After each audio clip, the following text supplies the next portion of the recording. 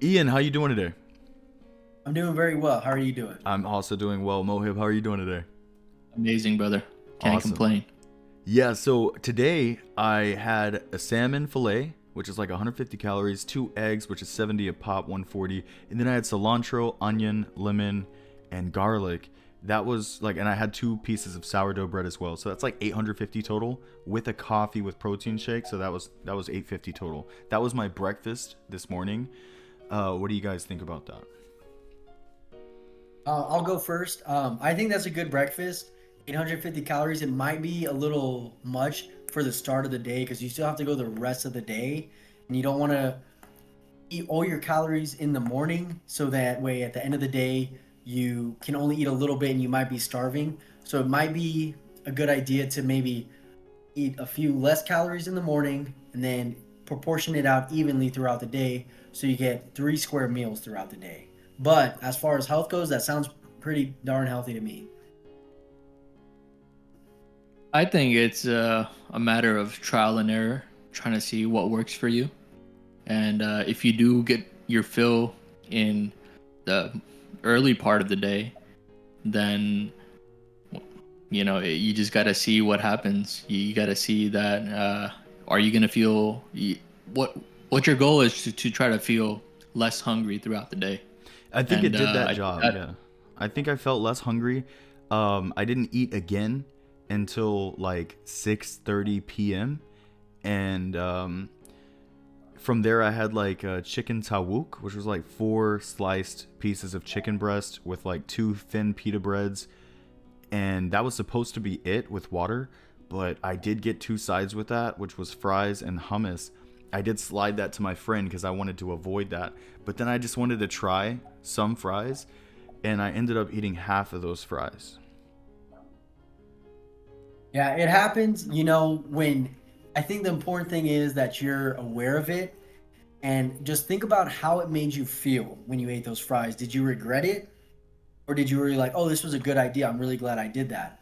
I'm going to take it that you regretted it because you seem like you regretted it. And the important thing is to let your regret guide you. If you regret eating those foods, next time they're in front of you, just think back, okay, I regretted it last time. Why am I going to make the same mistake again?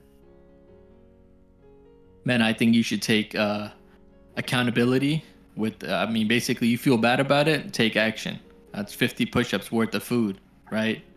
Be like, oh, okay, one cigarette, right? 70 push-ups. Just an example. You don't think But that's a little excessive, Mohib? 70 push-ups? I don't think so at all, brother. Okay. And then after that, I did regret it. I'll admit. While I was eating it, I was like, man, this tastes so good. Why do I have to avoid these tasty foods to lose weight? But then I did go to the gym, and I did walk 3 miles with a mixture of running in there. And then I went grocery shopping, which added like point 0.3 miles. So 3.3 miles for the day. Pretty solid, I think. What do you guys think? A good progress, Um, brother.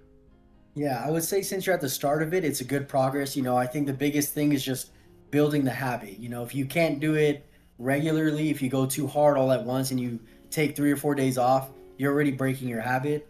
I I would say agree. no more than 2 days off. You can do one day on and then a rest day and then another day on. But once you start getting streaks of two, you just broke your habit, in my opinion. So I think starting Yeah. small is the easiest way to build a habit. And when I you think say I day think off, sorry, when you say day off, do you mean not walk at least 2 miles? Yeah, like not going to the gym and not putting in the effort to lose 55 pounds. my Like doing suggestion would nothing. be to Yeah, my suggestion would be to see what you could work with and not trying to burden yourself all at once. So you want to stay consistent throughout the week. I totally agree with Ian. And if you do it this way, I mean, you'd rather do, if you can't do 50 push, let's say you could do 50 push-ups, right? Max, right? So I would start off with doing 25 and then the next day, 30, the next day, 35. So you don't strain your muscles where you're like, man, I'm so tired and I can't do this the next day, and you feel bad about it. So do enough where you feel energetic and good, but at the same time, watch how much of a deficit you're in, calories wise, And it's basically just that, output versus input, and laws of thermodynamics, brother. Yeah, and I'll add to that. If you go too hard too fast that it makes you dread working out, you're not gonna want to go work out, and that's just gonna slow you down. So I would just suggest, like he said, do something that is not overly strenuous, so you don't dread going to the gym. You don't dread putting in the work. Because when you dread putting in the work, you're not gonna want to do it. And at the start of your journey, you can't do that. You're gonna have to do something that you want to do. And I feel like, I mean, when you're 245 pounds, it's not all about working out anyway. It's mostly about controlling your diet. And that's usually like what I focus on the most. Like today I had approximately 2,300 calories. For a guy my size, that's low. And that's good because that equals weight loss without exercise. Of course, you want to exercise to make your body function correctly, like regular bowel movements and like energize yourself. But like for me, like walking 3 miles is not even a strenuous workout. Maybe like 4 sets of heavy squats is it's a strenuous workout where I don't want to go back to the gym because I'm so sore. But 3 miles, I mean, that's something that you can do daily, and I think everybody can do it. What do you guys think? I think everyone can do. I think any, excuse me. I think everyone can do that every day. And I'll add this to what you said about working out. You don't need to work out to lose weight. And in fact, most weightlifting workouts, like you're going to go bench, you're going to go do biceps, back and buys, tries, all that. You don't actually burn that many calories doing that. You burn more calories doing cardio. But what working out does is it sculpts your body to what you want it to look like. So once you do lose that weight, you at least have some muscle there to show off. But the cardio is where it's at, and also the diet is where you'll lose the most weight. The cardio just adds to it. It's like, you're already in a deficit, and then you do some cardio, and then it puts you farther in a deficit. I want to add what Ian's saying. I think it's the way to go about it, cardio first. But then when you want to do workouts, you do full body workouts, right? Do the squats, that's lower body. Do some push-ups, upper body, right? Do what you can where it fulfills most bodily functions, right? You don't have to go do triceps and biceps and back and all that. Do what, like 3 body workouts, deadlifts, squats, and there's one more, right? And when you do that, you complete something that uses all of your muscle functions. And with that, when you do cardio, I think you're gonna feel amazing doing that, and you're gonna want to go to the gym the next day, because I'm not gonna lie, going to the gym sucks, right? Nobody likes working out. Except for Ian. And that's the thing, because I make my workouts enjoyable. I don't Yeah. I don't go crazy, which may or may not be a hindrance. I like the way I look, and I think that's the biggest thing when anybody's trying to work out or lose weight, is to be happy with the way you look, happily dissatisfied. Like you're like, I want to look better, but I look good, and I'm happy with that. I'm happy with my progress. So my workouts, I do enjoy going to the gym, and I do pretty much exactly what Mo says. I go there, I do calisthenics, so I do pull-ups, I do a pull with a push with legs and abs. And to me, I feel great afterwards. I'm like, I'm working all my ligaments, my joints, my major muscle groups. Could it be better? It depends on what your goal is. If you're trying to look like a bodybuilder, you got to train like a bodybuilder. If you want to be a powerlifter, you got to train like a powerlifter. If you're just training for overall function and health, then you got to train for overall function and health. It depends on what you're trying to do.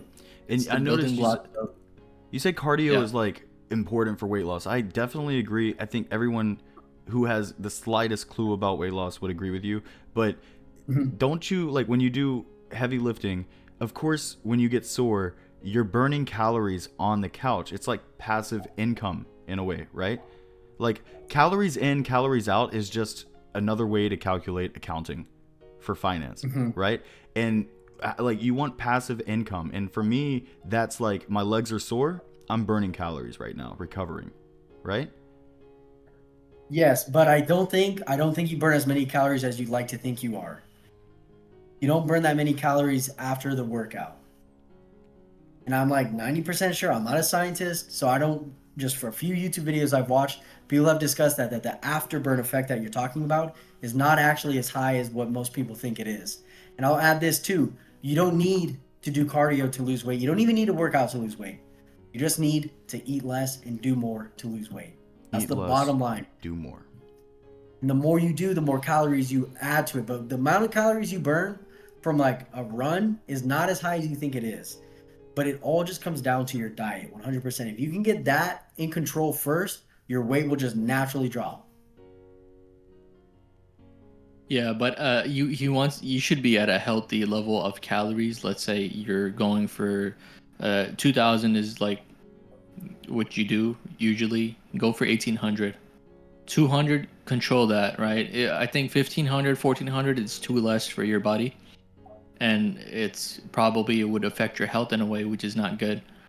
And you want to be maybe at like a 200 calorie deficit or 300 calorie deficit, and by that way you might lose a pound every week.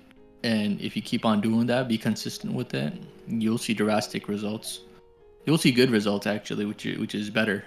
It's more effective that way. And do you think that I'll be ripped again? Like, even though I got fat, like, what if I lose all the fat and now I have like Oh yeah, the bro. skin on me? Like, do Yes, you sir. think that my abs won't be as clear and defined as they used to be because of like the skin? Am I big enough to have excess skin? I'll Well, say this. Oh, go ahead, Mo. no, you go ahead. I think so. Your abs will most likely still be there, but yes, your excess skin, I do believe will have some effect on you, because I used to be like, a little bit on the heavier side, and I still have a little bit of loose skin right at the bottom of where my belly is, like right where like you hold all the fat. I have a little bit of loose skin there, so I do think that you might have a little bit, but everyone's different, so you may or may not. But your abs, if you lose all the top fat, they'll pop easily. I'm not an expert, brother, over here, but you've seen David Goggins, right? He said Oh, that's he was right. That's he right. was a big boy, but I think the way he said that he did his workouts, he would do light weights but a lot of reps, and that helped him with his excess skin. It just kind of just worked out at the same time as he was building muscle. So I'm not an expert, brother, but if it worked for him, it could work for you. So. Everyone is different, so you have to get there to see. Thank you so much for being my virtual coaches and inspiring me to get the body that I want and get down to 190 pounds. And if you also want to lose weight and you want to join this journey, please don't hesitate to hit that subscribe button and join us on this journey.